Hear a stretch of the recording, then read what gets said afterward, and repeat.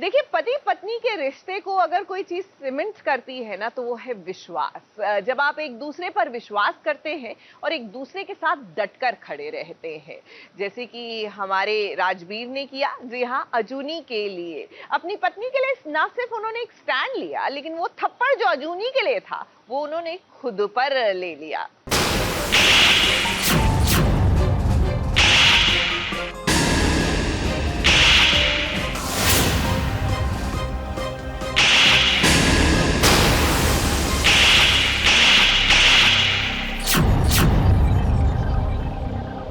पत्नी के लिए एक पति ने अपने ही पिता से थप्पड़ खा लिया। अब ये पति ऐसा बिल्कुल नहीं चाहेगा कि उसके पिताजी उसकी पत्नी को थप्पड़ मारे। इसीलिए तो जब अजनी को सजा देने की बारी आई तो हमेशा की तरह राजवीर आ गया और उसने अजनी की सजा खुद पर ले ली।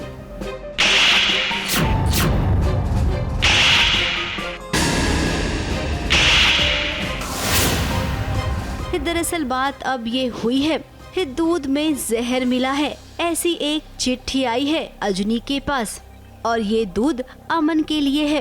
अब अजनी ने जैसे ही वो चिट्ठी पढ़ी वो दौड़ी दौड़ी चली आई और जब उसने घर वालों को ये कहा कि दूध में जहर है और ये जहर शिखा ने मिलाया है, तब शिखा को देखिए कैसे मगरमच्छ के आंसू बहाने लगी। एक्चुअली दूध में जहर मिला हुआ है, ऐसी मुझे एक चिट्ठी मिली थी अपने कमरे में कि अमन भाभी जो दूध पीने जा रही है उसमें जहर है और बचा सकते हो तो बचा लो, जो कि शिखा का काम है। और पापा जी ने कहा कि अगर दूध में जहर नहीं है तो तू पी के दिखा दूध। अब शिखा तो चालाक है ही, वो जानती थी कि अगर वो ऐसा करेगी तो अजनी सबके सामने ये बात जरूर रखेगी। फिलहाल शिखा ने दूध पी लिया और उसे कुछ नहीं हुआ क्योंकि दूध में जहर था ही नहीं। तो कुछ इस तरह अजनी एक बार फिर से फंस गई। अब पापा जी हैं जिन्होंने सजा देने में डिग्री हासिल कर रखी है, तो उन्होंने सजा इस बार राजवीर को दी।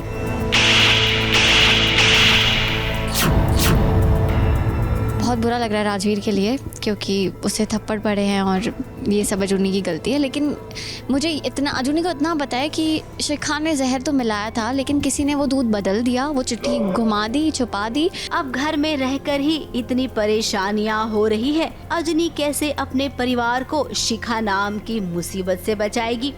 मुंबई से स्नेहिल यादव के साथ एबीपी न्यूज रिपोर्ट।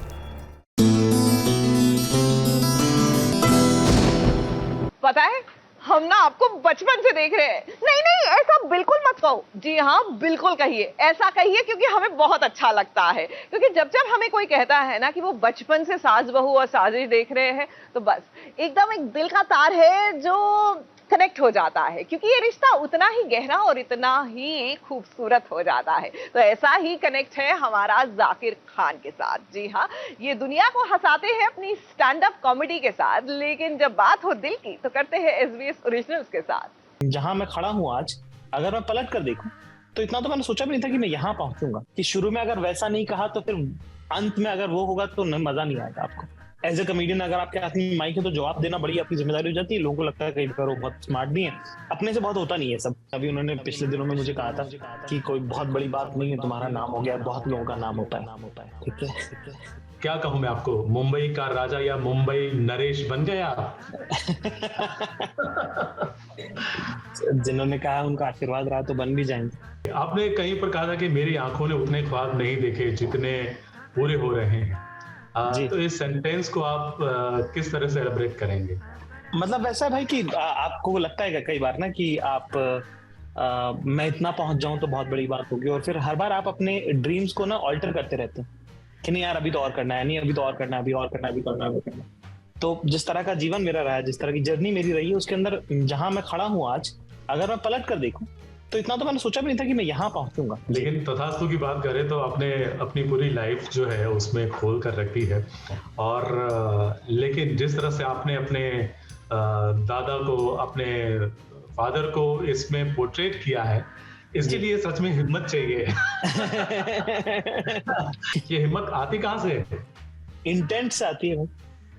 जब आपको पता है अंदर से ना, आपका अगर अंदर से आपकी अगर ईमान ठीक है आपका, कि आप जो बात कह रहे हैं उसका वो ठीक पहुंचेगी, तो फिर आप कर सकते हो, ऐसा थोड़ा रिस्क ले सकते हो।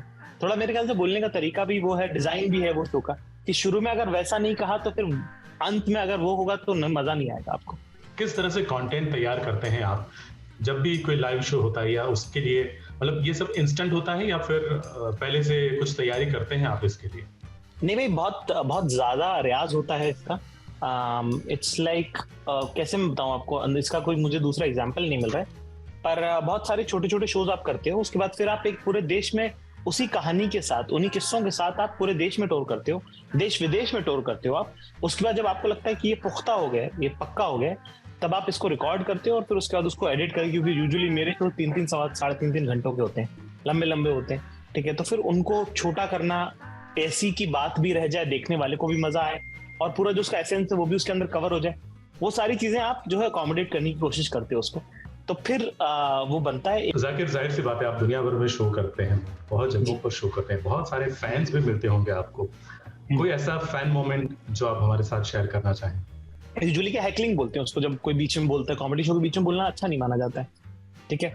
अच्छा। तो एज ए कॉमेडियन अगर आपके हाथ में माइक है तो जवाब देना बड़ी आपकी जिम्मेदारी हो जाती है। लोगों को लगता है कई बार वो बहुत स्मार्ट भी है, अपने से बहुत होता नहीं है सब कि किसी को पलट के अच्छा जवाब दे दें, अपने दिमाग में आते ही नहीं, अपन थोड़े स्लो हैं उस मामले में, ठीक है।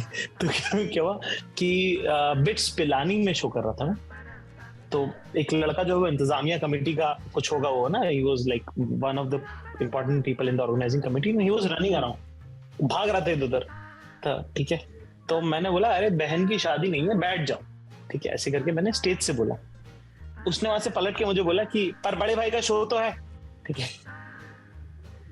तो अब इसका उसने मुझे लाजवाब कर दिया, मेरे पास जवाब नहीं था। मैंने बोला स्टेज से कि भाई मेरे पास जवाब नहीं इसका, थैंक यू वेरी मच, बहुत सारा प्यार तुमको। वैसे कब कब बोलती बंद हुई है आपकी, और कहाँ कहाँ, फैंस के अलावा?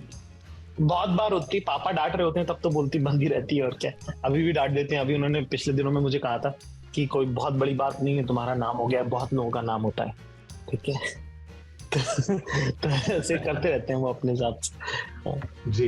लेकिन ये तथास्तु देखने के बाद क्या था उनका रिएक्शन? मेरी बात नहीं हुई है उनसे, मैं बहुत काम में लगा हुआ हूँ, और उन्होंने कहा था कि जब आधे घंटे का टाइम हो तब मुझे फोन करना। तो हमारी जो बात होती है 2-4 मिनट ही हो पा रही, इतना ज्यादा काम है शो के रिलीज के बाद। तो अब मेरे ख्याल से आज शाम को मैं तफसील से इत्मीनान से उनसे बात करूंगा कि उनका क्या रिएक्शन है, क्योंकि मुझे बड़ा डर लग रहा है, मैं बहुत स्ट्रेस में हूँ कि वो क्या बोलने वाले, क्योंकि बहुत रिश्तेदारों का बहुत नाम है उसमें, ठीक है। तो मुझे तो किसी का फोन आएगा नहीं, उन्हीं को आएगा, जिसका आएगा तो वही संभालेंगे। तो मुझे देखना है, क्योंकि उनको दिखाया नहीं हमने बिल्कुल भी। Thank you very much, thank you, बहुत मजा आया। मैं तो देखता हूँ भाई, आपको बहुत बार देखा है, बहुत साल से देख रहे हैं हम आपको, और इतने जबरदस्त तरीके से आपने जो ये टीवी का वर्ल्ड संभाल रखा है पूरा, जो है आपकी खबरें मैं बहुत सालों से फॉलो कर रहा हूँ, तो उसके लिए बहुत बहुत शुक्रिया। आज मेरे लिए ये दिन है जब मैं आपसे मुलाकात कर रहा हूँ, उसके लिए thank you very much for thank you very much, blessing us with your presence. Thank you. Thank you. आप खुश रहें, लोगों को खुश करते रहें, और आपकी जो सारी इच्छाएं वो सब पूरी हो जाएं, तथास्तु।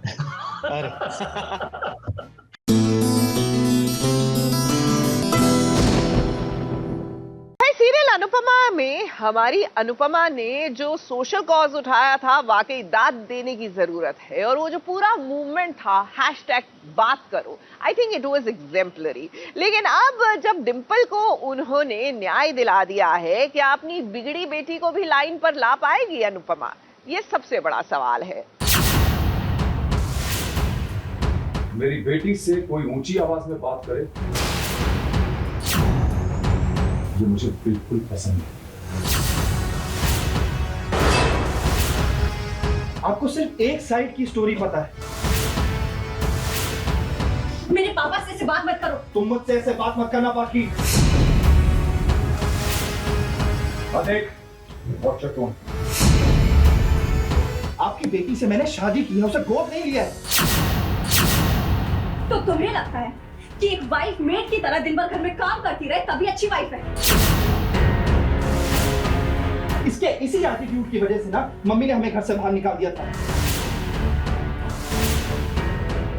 जिसका डर था देखिए वही हुआ। हिप्पाखी और अधिक के बीच लड़ाइयाँ शुरू हो गई है, और इन दोनों की लड़ाई का असर अनुपमा, अनुज और वनराज के रिश्ते पर भी होगा। क्यों सुनो, जब मुझे पता है ये लड़का झूठ बोल रहा है। हो सकता है स्वीटी झूठ बोल रही है। वाह, तुम्हें इस लड़के पे भरोसा है, लेकिन आपकी बेटी भी नहीं है। ये मेरा दामाद है, वो मेरी बेटी है, मेरे लिए दोनों बराबर बराबर है। वाह, बिल्कुल वनराज बहुत गुस्से में है, क्योंकि एक तो वो बेटी से बहुत ऑब्सेस्ड भी है, बहुत ज़्यादा प्यार करता है, बहुत लाड़ प्यार करता है, उसको बहुत प्यार से पाल पोस के उसने बड़ा भी किया है, और वो बेटी के ऊपर ज़रा सा भी या उसको कुछ भी तकलीफ होती है तो वो बर्दाश्त नहीं कर पाता है। अब ये तो आप सब ने सीरियल में देखा ही है कि पाखी एक बिगड़ेल और नासमझ लड़की है जो केवल अपने बारे में सोचती है। तो तुम्हें लगता है कि एक वाइफ मेड की तरह दिन भर घर में काम करती रहे तभी अच्छी वाइफ है? Wife acting in the typical MCP देख। ओह वाओ, मैं टिपिकल मेल शॉविनिस्ट पर्सन। तुम बर्तन मैं करता हूँ, कपड़े मैं धोता हूँ, सब कुछ मैं करता हूँ, लेकिन मैं मेल शॉविनिस्ट पर्सन कैसे? शादी के बाद अधिक तो पूरी तरीके से बदल गया, जिसकी उम्मीद नहीं थी वो हो गया, और पाखी इस शादी के बाद और भी सेल्फिश हो गई। अपने पति की भी उसे परवाह नहीं है। लेकिन आज मेरे गुस्से से तुम्हें इतनी प्रॉब्लम हो गई, जो इतने दिन से तुम गुस्सा दिखा रही हो उसका क्या?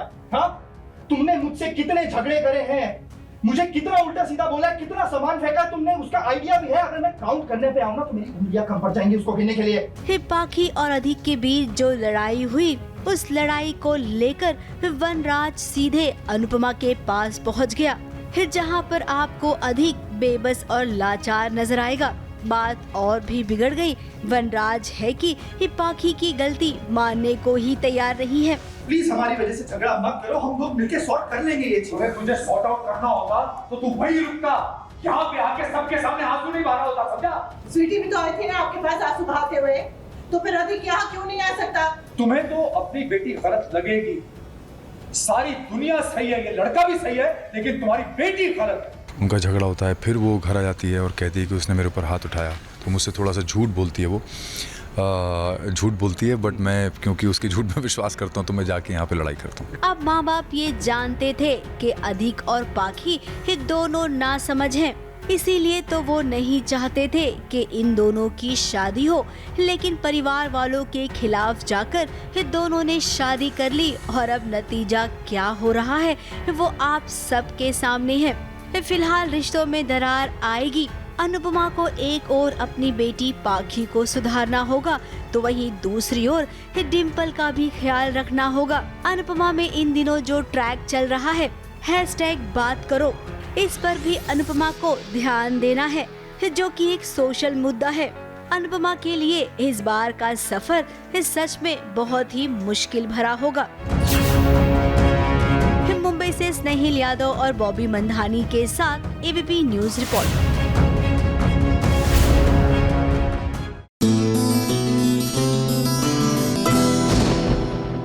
अरे अरे अरे, ये मत सोचिएगा जिस तरह विद्धि का स्वागत हो रहा है कि ये कहीं चुनाव में खड़ी हो रही है। वैसे ही चुनावी माहौल है और कुछ लोगों को फूल माला पहनाते नहीं कैसे लगने लगता है कि जी नेताजी वोट मांगने आए हैं, लेकिन ऐसा नहीं है। यहाँ पर तो विद्धि जेल से छूट कर आई है, तो मोहल्ले वाले जोर शोर से इनका स्वागत कर रहे हैं।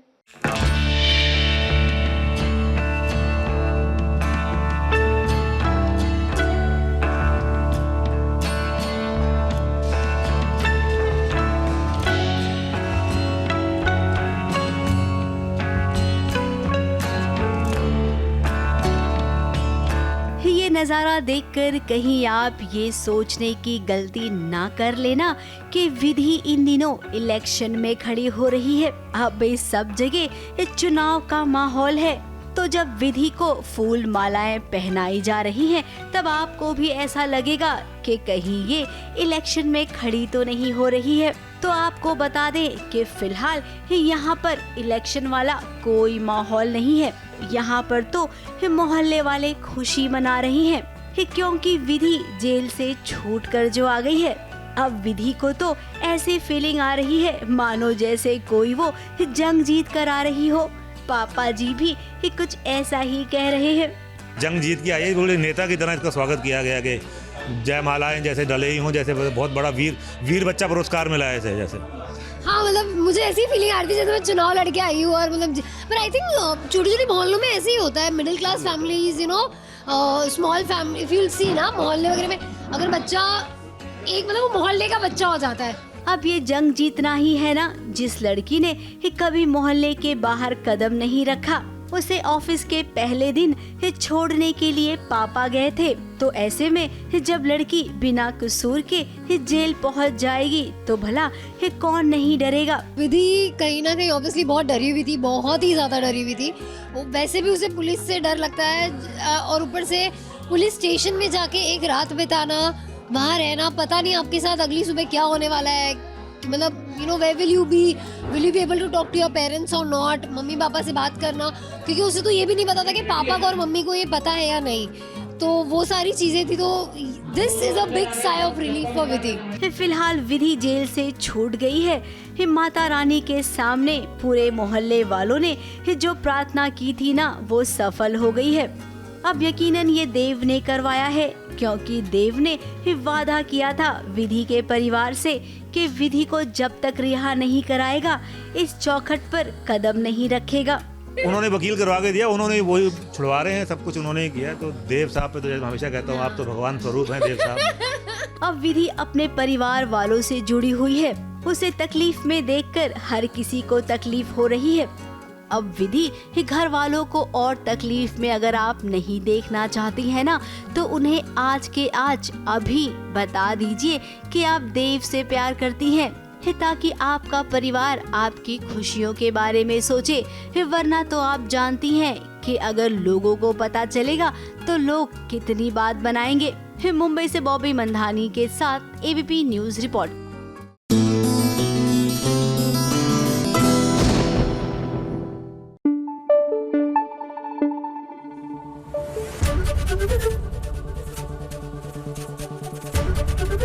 एबीपी न्यूज आपको रखे आगे।